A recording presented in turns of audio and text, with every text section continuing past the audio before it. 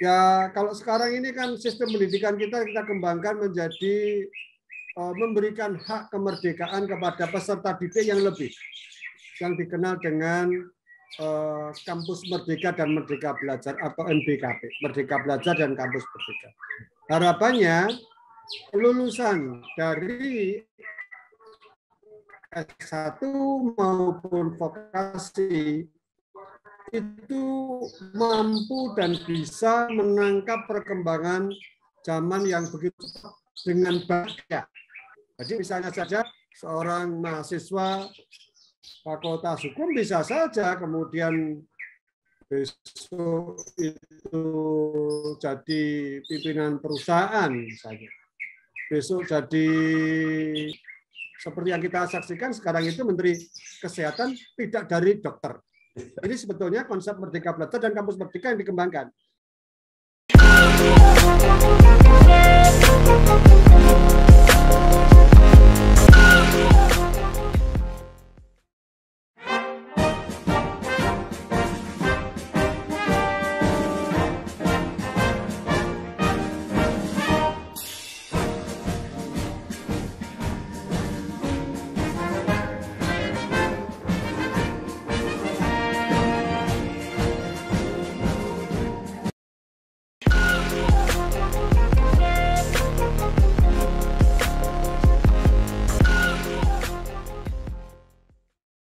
Assalamualaikum warahmatullahi wabarakatuh. Bersama saya Bambang Sadono di kanal Inspirasi untuk Bangsa. Mudah-mudahan kanal ini selalu bisa memberi inspirasi, motivasi, edukasi, informasi, dan syukur bisa membantu mencari solusi. Kami sedang mempersiapkan beberapa video wawancara untuk menandai 64 tahun Universitas Diponegoro. Kami sudah bertemu dengan banyak alumni dan kali ini saya bertemu dengan Profesor Dr. Jamal Wiwoho, SHM Hum. Beliau adalah Rektor Universitas Negeri Surakarta, UNS 11 Maret. Apa kabar, Prof? Sehat, Pak Bambang. Bagaimana kabar, Bambang? Alhamdulillah baik. Ya. Oke. Prof, mungkin bisa diceritakan pengalaman ketika kuliah S2 dan S3 di Fakultas Hukum Undip, sampai kemudian Bapak berkarir di UNS, kemudian jadi dirjen di Kemrestek Dikti, dan akhirnya pulang kembali ke UNS menjadi rektor. Monggo, Prof. Baik, Mas Bambang, saya mempunyai pengalaman kuliah S2 dan S3 di Undip, sedangkan kuliah S1 di Fakultas Hukum Universitas 11 Maret tahun 81-85. Setelah itu saya 87-88 itu mengabdi kembali sebagai CPNS di Universitas 11 Maret. Kemudian zaman itu memang kuliah itu rasanya sulit gitu ya. Zaman itu.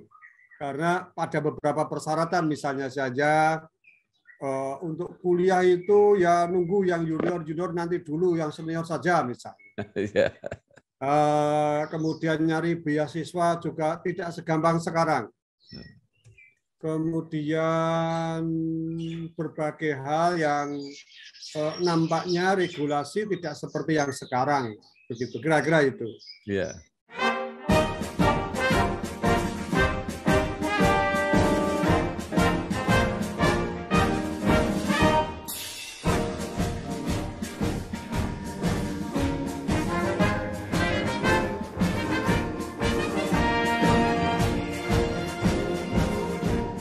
Setelah itu saya mencoba untuk kuliah di program studi Magister Ilmu Hukum untuk konsentrasi Hukum, Ekonomi, dan Teknologi di Universitas Diponegoro, di Imam Barjo ya. Belum di Tembalang, tapi di Imam Barjo.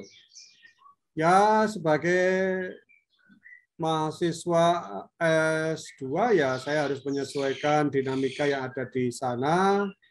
karena saya itu dari Fakultas Hukum UNS itu untuk konsentrasi hukum bisnis, maka saya memilih konsentrasi di Undip itu untuk hukum ekonomi dan teknologi. Jadi terjadi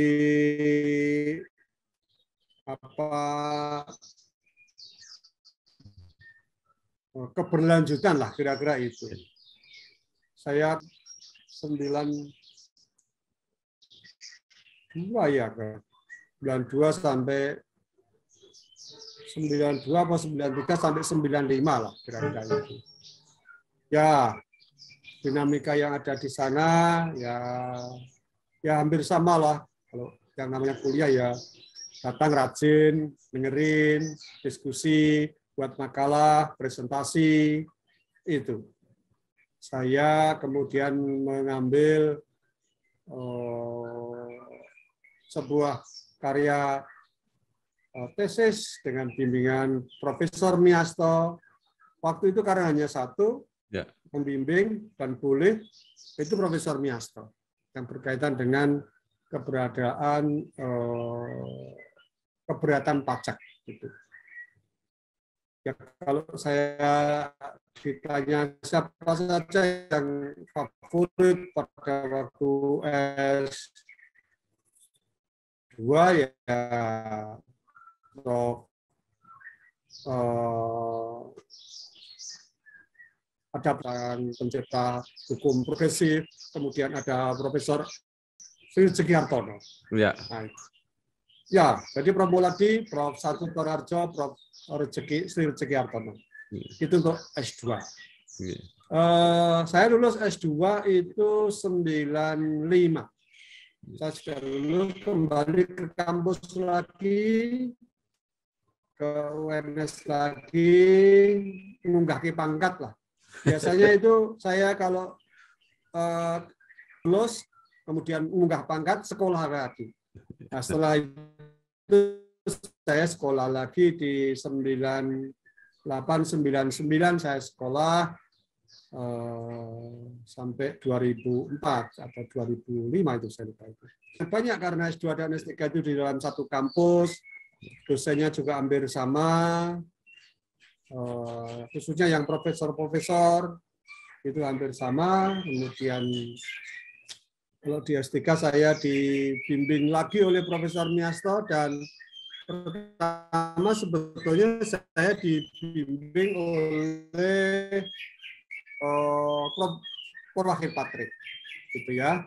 Tetapi di tengah perjalanan Profesor Wahid Patrick itu gerah dan akhirnya meninggal dunia, kemudian dipindah ke Profesor Esti Warasih. Saya juga terus untuk menulis dalam kajian public policy dan kebijakan untuk penyelesaian sengketa pajak pada Badan Peradilan Pajak waktu itu. Itu sekilas S2 dan S3 saya, yang tentu tidak begitu banyak berbeda karena di area Jawa Tengah begitu ya. S1 saya di Solo, S2 di Semarang, dan S3 juga di Semarang. Halo Biotizen, sudah tahu belum kalau sekarang ada metode baru pengambilan sampel untuk deteksi COVID-19 selain swab loh? Biosaliva merupakan alternatif pengambilan sampel untuk deteksi COVID-19. Dengan Biosaliva, tes PCR COVID-19 akan lebih nyaman karena sampelnya diambil melalui metode kumur-kumur.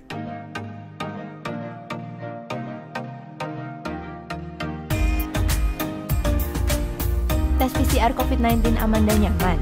Biosaliva aja.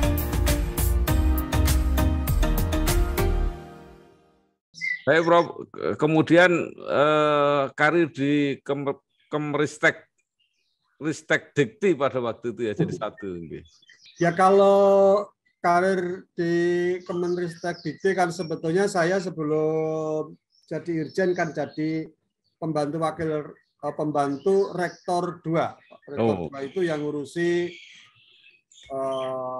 umum, keuangan, dan SDM begitu ya.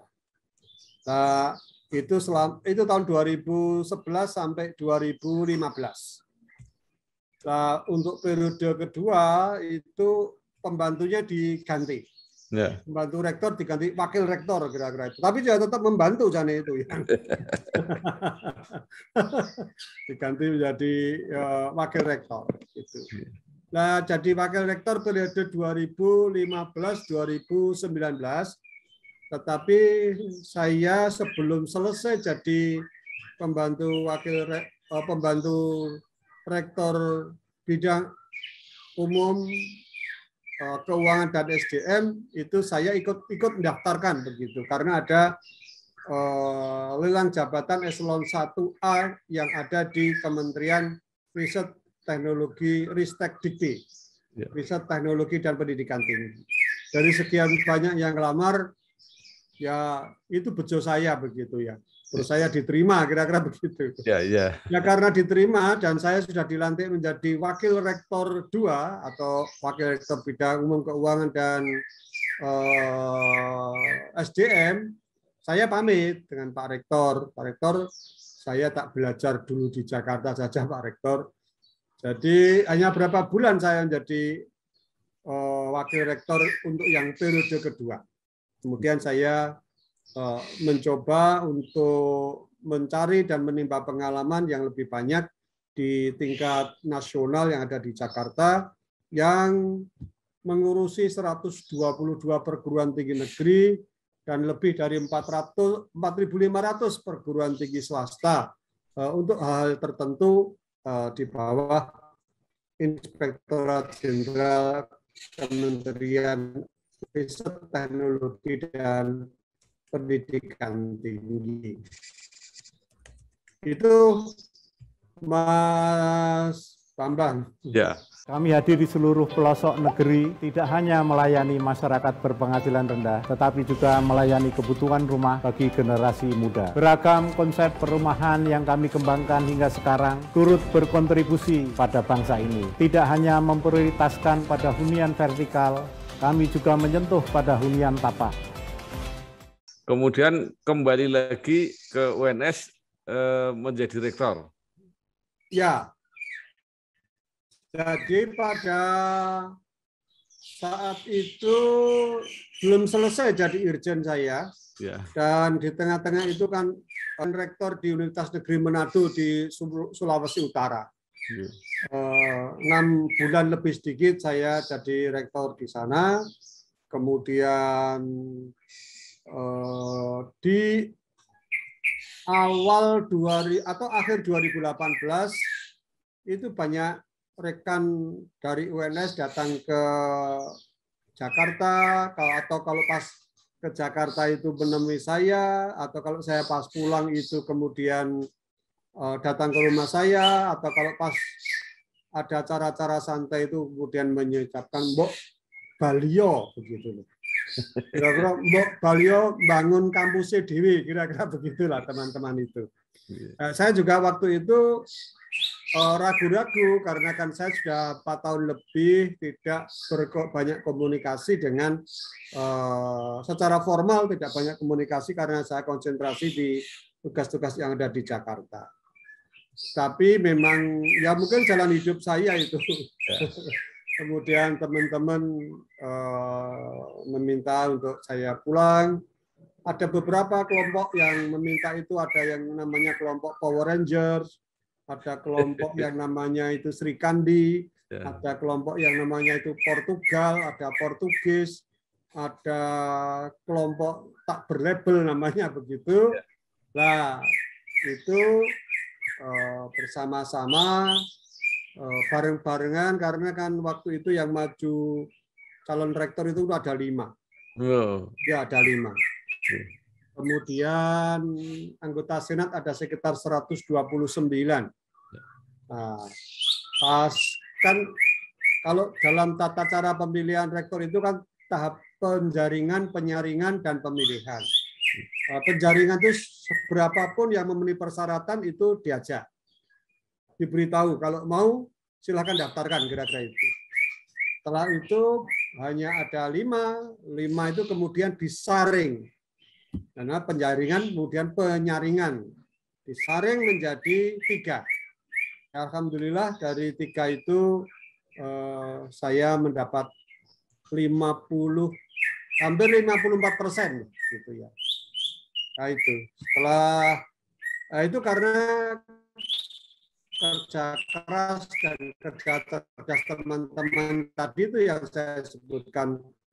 Oh, ada Power Ranger, ada Sri Kandi, ada Portugal, ada Portugis, yang macam-macam dari grup-grup itu yang ya kalau sekarang ya kayak mau ada presiden Puanis macam-macam ya atau apa begitu, mungkin juga ada Bambang Sadonois dan sebagainya mungkin begitu. Ya.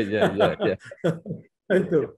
Nah, setelah itu 5 jadi 3, kemudian setelah bertiga kebetulan saya kenal semuanya dengan kenal baik begitu, dan bersama-sama para calon itu kemudian mengusulkan kepada Senat agar musyawarah mufakat saja, nggak usah ada pemilihan. Kalau ada pemilihan itu berarti ada suara yang 35% dari Pak Menteri akan diberikan suara itu. Dan insya Allah saya yakin kalau Pak Menteri ya karena Pak Irjennya ya kepada saya insya Allah gitu Mas Ambak. Iya. Nah, teman-teman ya udahlah, pokoknya ini kan dari 5 menjadi 3 ini kan 5 itu sudah orang-orang terbaik di UNS, 3 ini juga terbaik di UNS. Mari bersama-sama memajukan bersama-sama untuk kejayaan dan kemajuan Universitas 11 Maret. Dan ternyata negosiasi-negosiasi itu kemudian ditanggapi dengan baik oleh teman-teman, utamanya oleh yang nomor 2 dan nomor 3. Pada saat terjadi pemilihan tidak ada, karena pemilihan itu bisa terjadi dengan cara musyawarah dan mufakat. Dan insya Allah itu selesai 3 menit dipimpin oleh Ketua Senat dan disaksikan oleh perwakilan dari Menteri, dan karena sudah ada nota kesepahaman bersama 3 calon dan Ketua Senat, Sekretaris Senat, makanya dibacakan saja bahwa pemilihan ini diakhiri dengan cara musyawarah mufakat. Itu.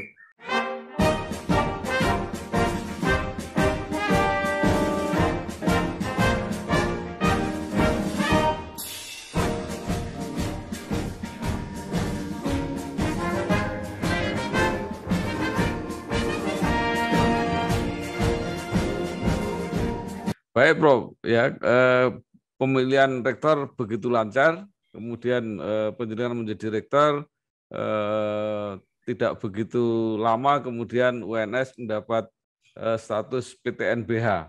Nah, sebenarnya apa saja yang harus dilakukan? Sebetulnya UNS PTNBH ini kan waktu itu dijadikan program oleh kementerian. Jadi ada 3 perguruan tinggi tahun 2016, yaitu Universitas Brawijaya, Universitas Andalas, dan Universitas 11 Maret. Jadi tahun 2016 ini kan menterinya Pak Muhammad Nasir. Ya. Saya jadi Irjen. Jadi saya juga ikut bersama-sama membantu Pak Menteri untuk mendesain 3 perguruan tinggi ini, karena pertimbangannya adalah 3 perguruan tinggi ini perguruan di BLU tetapi prestasinya baik, kira-kira begitu ya, sehingga bisa naik dari BLU ke PTNBH. Dan mulai 2016-17 UNS sudah membuat proposal itu. Tapi sampai selesai akhir jabatan rektor sebelum saya, Profesor Rabi Charsidi, itu belum selesai untuk keluar dari kementerian.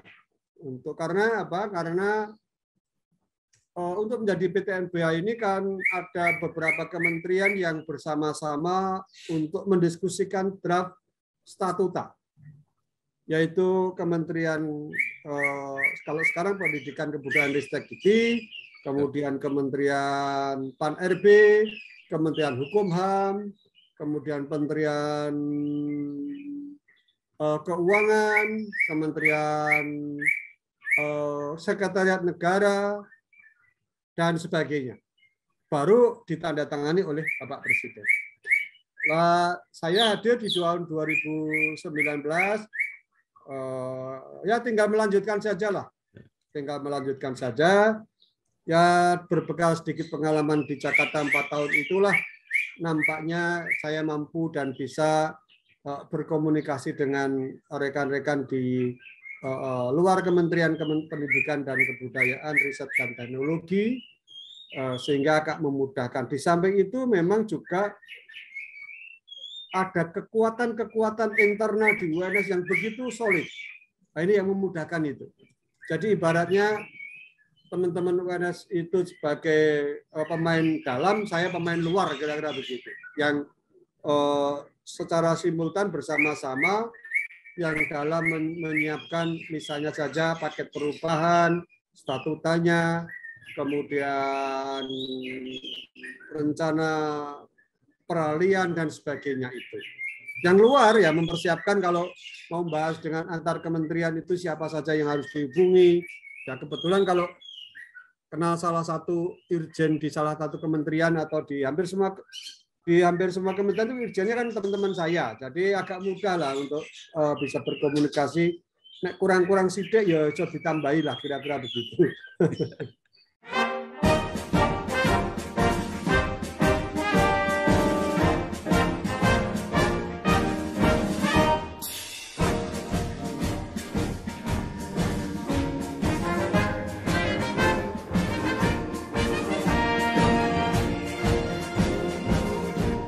Itu.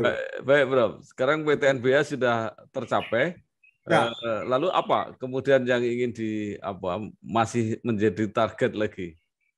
Ya kalau PTNBH itu kan mengapa pemerintah itu mendesain dari 122 perguruan tinggi negeri di Indonesia itu dari PTN Satker ke PTN BLU ke PTNBH. Karena tahapan-tahapan ini menunjukkan bahwa ada semacam peningkatan kebebasan. Ya. Jadi misalnya saja kalau Satker itu lebih menitikberatkan pada pengelolaan internal, manajemen internal, tata kelola, gitu ya. Jadi kalau PTN-PTN baru itu kan masuk Satker dulu, tata kelolanya biar ideal seperti ini loh. Nah, ini. Kalau oke, sudah, nanti disiapkan juga pendapatan PNBP-nya, pendapatan negara dari bukan pajaknya harus naik. Kalau sudah naik, persyaratan-persyaratan itu nanti bisa dinaikkan jadi PTN BLU. Kalau PTN BLU juga ada fleksibilitasnya, misalnya saja dalam pengelolaan keuangan, kita kenal adanya saldo awal.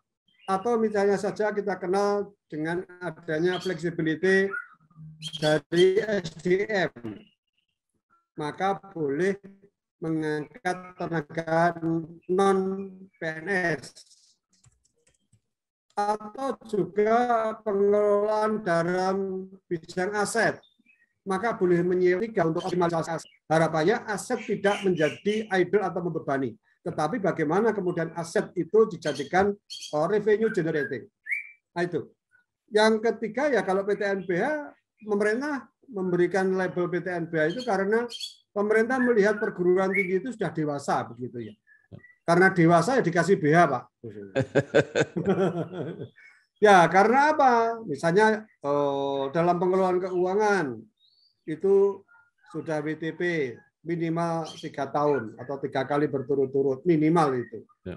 Di dalam pengelolaan SDM sudah dikatakan baik, prestasi-prestasi baik nasional maupun internasional sudah nampak. Nah, itu. Oleh karena itu pemerintah kemudian memberi label agar PTNBH itu mempunyai otonomi yang lebih. Otonomi dalam bidang apa? Otonomi akademik. Kalau mau buat prodi, buat fakultas, nggak perlu izin kementerian. Ya, cuma 4 organ ini, Senat Akademik, MBA, Dewan Profesor, kemudian rektorat mengajukan ke Senat Akademik memberikan rekomendasi, dan sebagainya. Jadi secara internal, mau buka boleh, mau nutup boleh, nah itu. Ya.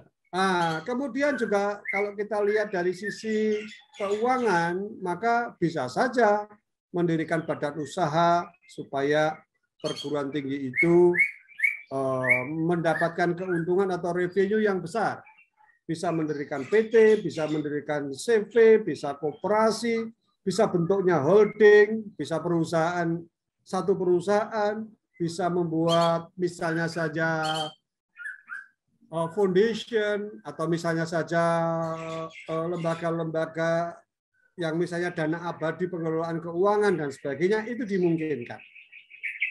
Jadi, dan pemerintah itu mentargetkan perguruan tinggi PTNBH itu masuk 500 perguruan tinggi terbaik dunia. Nah, ini yang harus dianukan. Kalau sekarang ini sudah ada 13 perguruan tinggi PTNBH, hampir 14 lah. Ya, jadi yang terakhir itu ada UNP Padang, ada Andalas, ada Brawijaya. Ya, jadi ada 14 kalau sekarang berarti ya. Nah ini, dari 122 perguruan tinggi negeri di Indonesia. Ya harapannya jangan kandang, tapi kita harapkan menjadi perguruan tinggi yang masuk dalam deretan elit 500 perguruan tinggi terbaik. Nah, biasanya tahapan-tahapannya adalah tahapan dari misalnya saja World University Ranking atau Asian University Ranking gitu. Nah, dari situ itu kemudian diharapkan masuk 500 gitu. Sekarang baru ada 4 perguruan tinggi yang masuk 500 perguruan tinggi terbaik di dunia.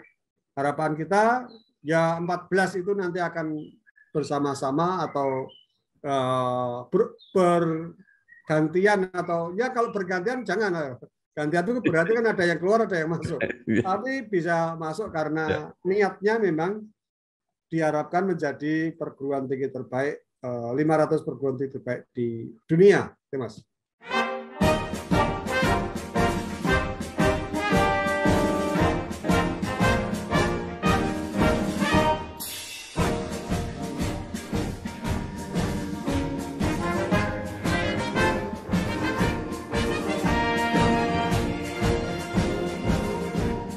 Ya, baik Prof. Prestasi didorong terus, dipacu terus, tetapi UNS juga dikenal sebagai Universitas Benteng Pancasila. Itu implementasinya seperti apa, Prof? Termasuk pembangunan karakter alumninya. Jadi begini, kalau kita kenal, kami itu punya kawasan pelopor dan benteng Pancasila, di mana satu kawasan itu ada 6 tempat ibadah. Ada masjid, ada gereja Kristen, gereja Katolik, ada pura, ada vihara, ada kelenteng. Nah, di sana tiap hari tertentu mahasiswa itu, kalau mahasiswa biasanya Jumat itu sebelum COVID itu pada ngumpul begitu ya. Ngumpul pada tempat-tempat ibadah masing-masing, maksud saya itu. Bahkan kita tidak ragu-ragu dan tidak asing bersama-sama, misalnya saja rekan-rekan yang Islam ya membersihkan gereja, membersihkan vihara, pura, dan sebagainya. Nah, itu berharap bahwa betul-betul perbedaan itu menjadi satu. Perbedaan itu bukan menjadi sesuatu yang harus dicari-cari begitu ya. Kira-kira berbeda-beda tetapi tetap satu untuk persatuan kita semuanya. Nah, oleh karena itu kita sering melakukan kumpul bersama, doa bersama antar agama, antar pemeluk agama, antar pemimpin agama, begitu yang kita kumpulkan untuk doa bersama-sama, misalnya saja pada saat COVID kemarin, begitu ya. Kita kumpulkan 6 pemimpin agama untuk bersama-sama berdoa agar COVID itu segera selesai. Gitu, Mas.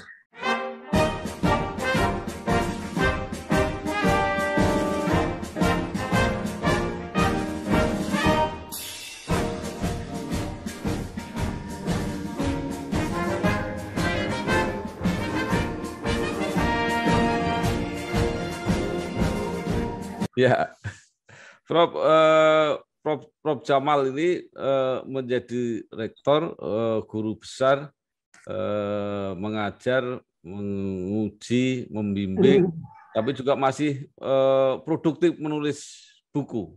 Bisa diceritakan, Prof? Ya sebetulnya kalau saya menulis buku itu kan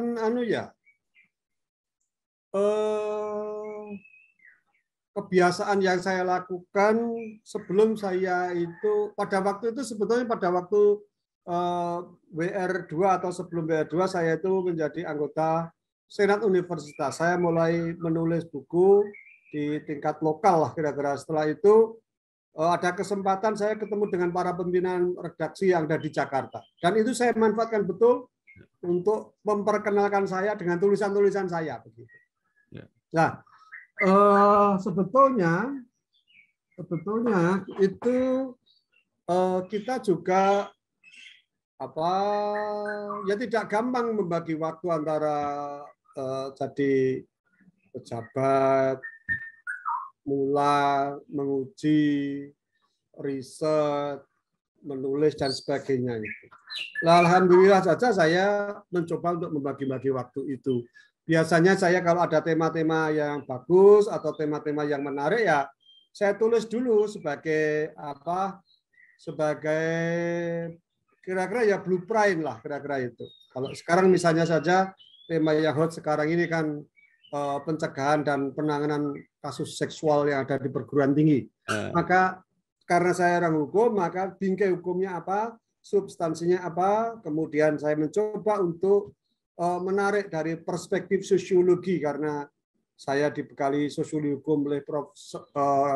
Sajid Horaharjo, maka tinggal ya gimana ya tinggal menguraikan pro dan kontra itu kita temukan lah kira-kira itu kita coba kita urai lah begitu. Nah salah satu ini saya pamer saja ini. Ya. Ini 60 karya buku saya yang baru saja saya keluarkan, saya ubah biar lebih kelihatan. Ya. Kelihatan, Bro. Ya. Kelihatan ya. Nah, ini media massa dalam genggaman. Nah, ini 60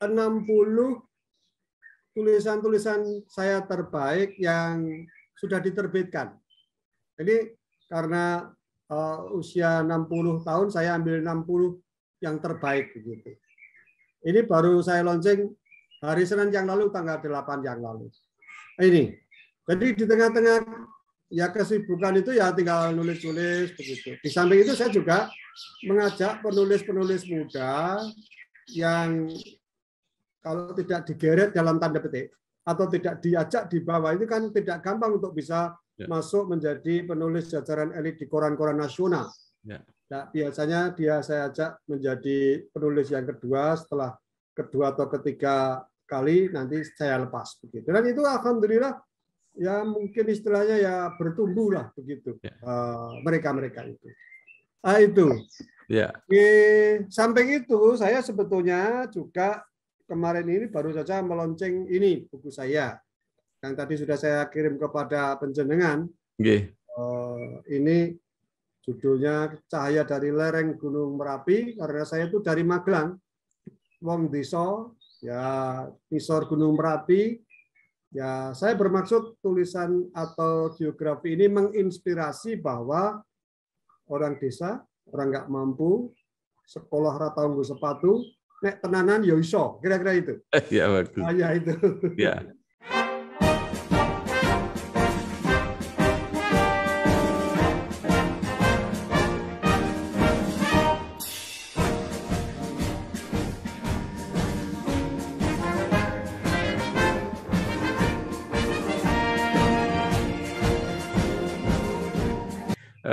Sekarang Prof. Jamal ini kan menjadi Ketua Majelis Rektor Perguruan Tinggi Negeri. Ya. Nah, ini apa saja yang sekarang sedang dikerjakan, Prof? Kalau kita melihat bahwa MRPTN atau Majelis Rektor Perguruan Tinggi Negeri Indonesia itu setidak-tidaknya ada 4 kegiatan pokok yang dilakukan. Yang pertama adalah membangun jejaring sinergitas antara perguruan tinggi dan lembaga-lembaga lain dalam rangka membangun daya saing dan kapasitas nilai tambah nasional yang berkelanjutan. Yang nomor 2, kegiatannya adalah membangun sistem pendidikan tinggi menjadi wadah bagi pemahaman dan keterampilan lintas budaya dan elemen perekat bangsa. Yang ketiga, membangkitkan sistem pendidikan nasional yang sanggup melakukan peningkatan mutu SDM yang berkelanjutan atau sustainable. Dan yang keempat, merumuskan rekomendasi-rekomendasi penyelenggaraan pendidikan tinggi yang efektif, efisien, relevan, dan akuntabel. Jadi misalnya saja, misalnya loh ya, ini ada Permendikbudristek nomor 30. Nah, kemudian kita bisa melakukan kajian-kajian atas Permendikbudristek itu untuk memberikan penguatan-penguatan pada kementerian misalnya. Seandainya itu menyangkut hal yang positif yang kita dorong, kita di belakang begitulah. Di belakangnya untuk mendorong, menyetujui, dan setelah itu tentu menyesuaikan dengan dinamika-dinamika yang ada di dalam Permendikbud nomor 30 tahun 2021 itu. Yang terakhir, ini kegiatannya adalah mengembangkan sebuah sistem dan melakukan sistem penerimaan mahasiswa baru, baik itu di SNMPTN maupun SBMPTN. Jadi, kita ketahui bahwa jalur penerimaan mahasiswa baru itu kan ada 3. Yang pertama adalah SNMPTN, jadi seleksi nasional masuk perguruan tinggi. Yang kedua adalah, ini dasarnya adalah rapot. Begitu. Ya. Kalau dulu itu apa namanya? PMDK. Nah, kemudian yang kedua adalah SBMPTN. SBM itu seleksi bersama masuk perguruan tinggi. Jadi seluruh Indonesia yang mengikuti SBMPTN itu baik hari dan tanggalnya yang bersamaan untuk melakukan seleksi itu. Nah, siapa yang melakukan? Yang melakukan adalah LTMPT, Lembaga Tes Masuk Perguruan Tinggi. LTMPT itu di bawah otoritas dari MRPTN. SK-nya dari MRPTN. Nah, itu. Nah, yang ketiga adalah mandiri. Seleksi mandiri itu seleksi yang dilakukan oleh perguruan tinggi masing-masing atau beberapa perguruan tinggi bergabung, boleh. Ya. Tapi sendiri boleh. Bergabung boleh. Misalnya saja di Sumatera itu beberapa perguruan tinggi bergabung. Baik penyusunan soalnya, baik rekrutmennya, baik pengumumannya, begitu. Tetapi nampaknya kalau di Jawa, mandiri ya sendiri-sendiri. Buka sendiri, ngetes sendiri, ngumumkan sendiri, menentukan apakah SP apa tidak sendiri, begitu.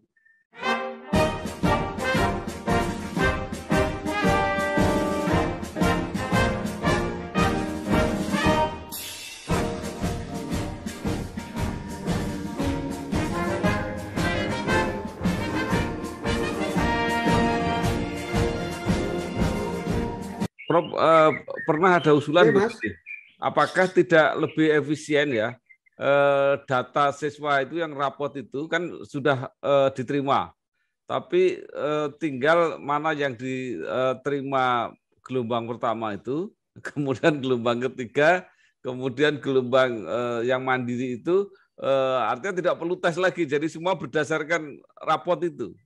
Bisa nggak itu, Prof? Begini, ada sebuah survei yang kami lakukan, nampak sisi prestasi, dari sisi akuntabilitas yang terjaga, dari sisi kualitinya, itu ada di SBMPTN, bukan di SNMPTN.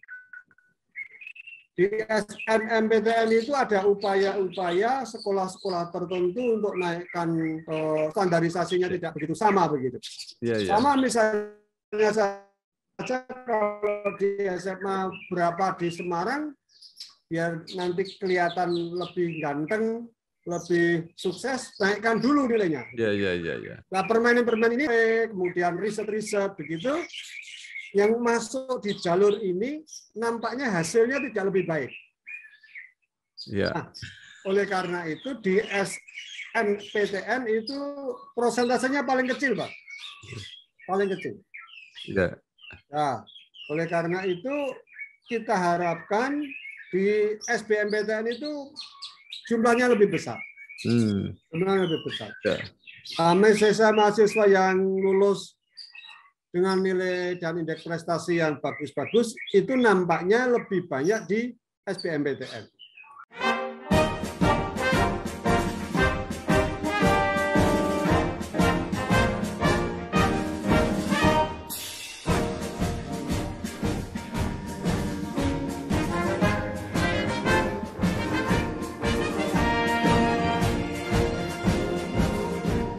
Baik, Prof.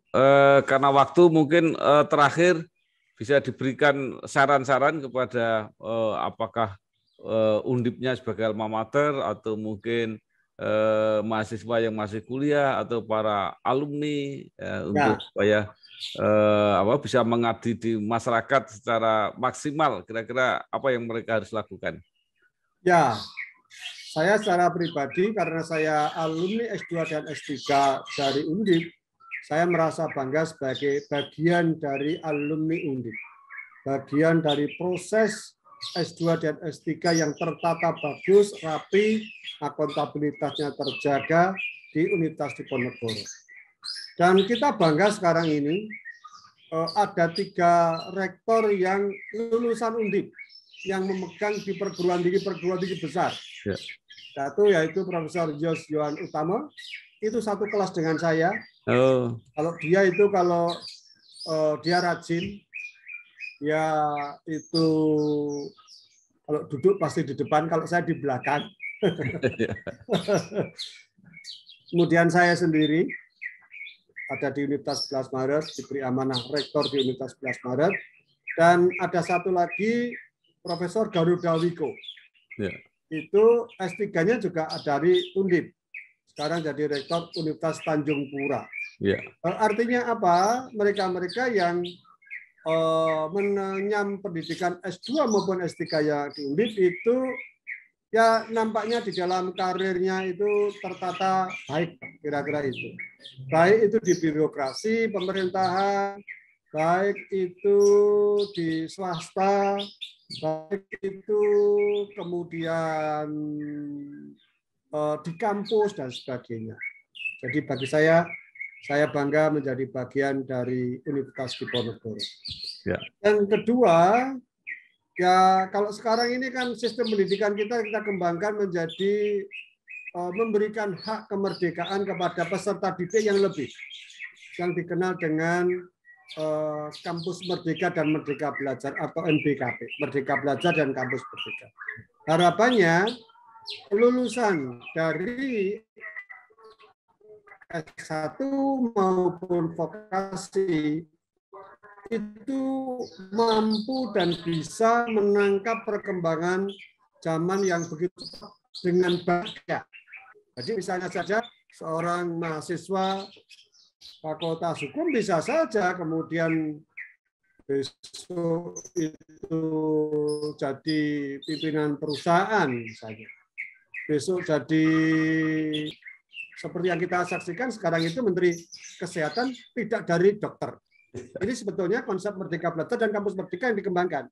Oleh karena itu, belajar 3 semester, 1 semester di dalam kampus di luar prodi, 1 semester di luar kampus dalam prodi yang sama, dan 1 semester di luar prodi untuk misalnya saja untuk KKN, magang, proyek independen, tugas-tugas kemanusiaan dan sebagainya, itu memperkaya para mahasiswa untuk bisa menghadapi era disrupsi yang begitu cepat perubahannya ini. Pak, ibarat kalau kita berlari itu dengan berlari banyak gaya. kalau kita berenang juga banyak gaya. Bisa gaya punggung, gaya kupu-kupu, gaya dada, gaya bebas. Tidak hanya gaya batu, kira-kira begitu. Ya, baik.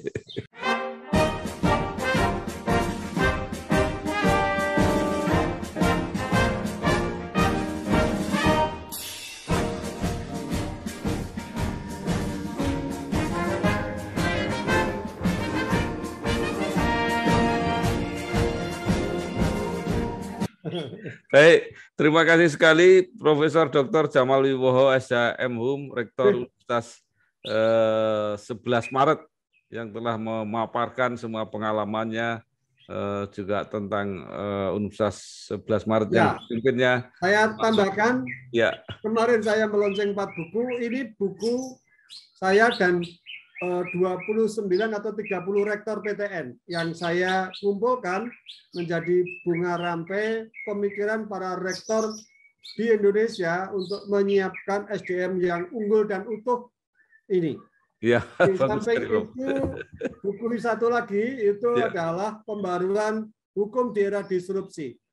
Ini kumpulan para profesor bidang hukum di Indonesia dari sisi pidana perdata, tata negara, bisnis, dan sebagainya untuk mengantisipasi perkembangan hukum di era ketidakpastian ini. Nah, ini insya Allah menjadi motivasi agar para guru besar, agar para dokter rajin menulis dan bersama-sama untuk memajukan bangsa ini.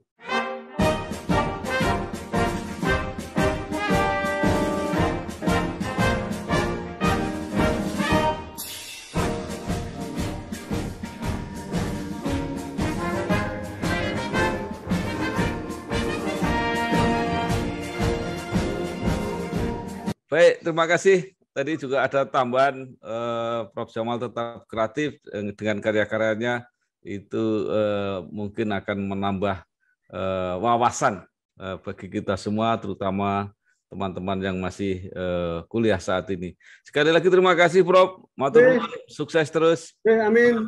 Ya, matur nuwun. Wassalamualaikum warahmatullahi wabarakatuh. Waalaikumsalam warahmatullahi wabarakatuh. Terima kasih, Prof.